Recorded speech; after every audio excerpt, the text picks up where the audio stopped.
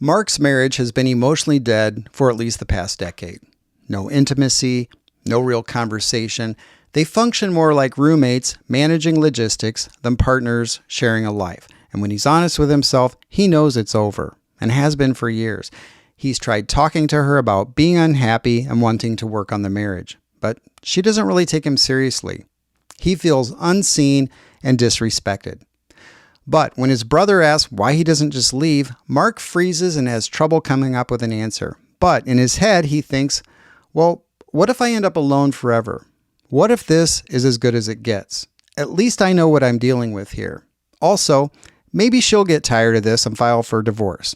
At least then I wouldn't be the bad guy.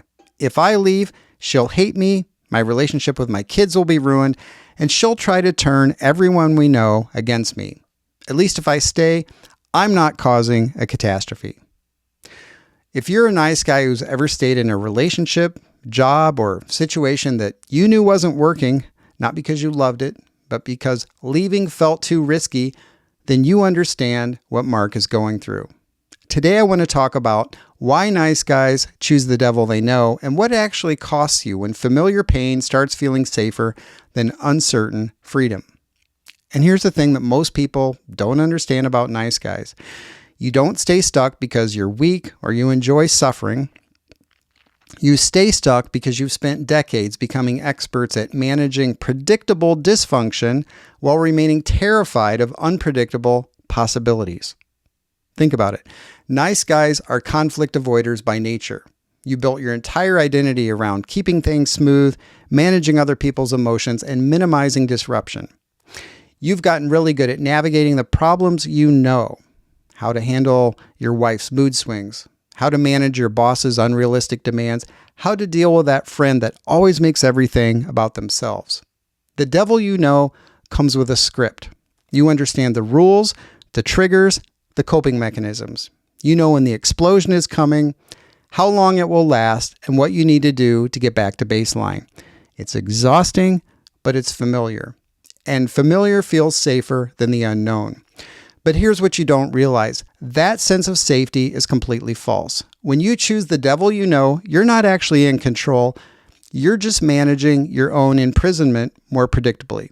You've confused knowing how to survive something with having power over it. Let me tell you what this looks like in real life because I've been there myself, and I've seen this pattern repeated in countless men. You stay in a marriage where you feel invisible because divorce feels like jumping off a cliff. What if you can't find someone else? What if you lose half your assets? What if your kids resent you? At least you know now what each day will bring, even if it brings you nothing you actually want. So you stay in a job that drains your soul because changing careers at 45 feels impossibly risky.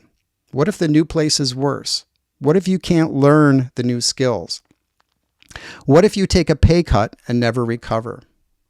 Better to stay where you are, even if where you are is slowly killing your spirit. You maintain friendships where you're always the giver and never the receiver because ending them feels cruel. What if you don't make new friends? What if people think you become difficult? What if you end up isolated? Better to keep giving and resenting than to risk being alone or even worse, fearing people will think you're an asshole, which is a nice guy's worst nightmare. There's a famous thought experiment called the trolley problem. A runaway trolley is about to kill 5 people on the tracks. So you can pull a lever to divert it to another track where it will kill 1 person instead. Most people struggle with this because pulling the lever feels like you're actively causing someone's death, even though you're saving more lives. Nice guys face this dilemma every day and they consistently make the same choice. They refuse to pull the lever. You'll let your marriage slowly kill everyone involved, you, your wife, your kids, rather than be the one who actively ends it. You'll watch your soul die at a job you hate rather than risk the uncertainty of a career change. You'll let toxic friendships drain you for years rather than have one difficult conversation. Here's what's happening. Nice guys feel greater moral responsibility for harm they directly cause than for harm they allow through inaction. So, in your mind, staying in a dead marriage makes you a good guy who's trying to make it work. Leaving makes you a villain who destroyed a family. But that's completely backwards. Don't forget that not choosing is also a choice. When you refuse to pull the lever, you're not avoiding responsibility. You're just choosing a slower, more painful form of destruction while pretending your hands are clean. The marriage is already dead. The job is already killing your spirit. The friendship is already one-sided. Your inaction isn't preventing harm. It's guaranteeing that the harm continues indefinitely. The devil you know isn't actually safer. It's just a script you've created that you're familiar with. You built an entire story around why staying is noble, responsible, or realistic. You've convinced yourself that your suffering has meaning, that your sacrifice serves a higher purpose. But that story is costing you everything. Here's what choosing the devil you know actually costs you, and this is something most nice guys never calculate. First, it costs you time, and time is the one resource you can't recover. Every year you spend in a situation you know isn't working is a year you don't get back. At 40, 50, 60, you don't have unlimited years left to build the life you actually want.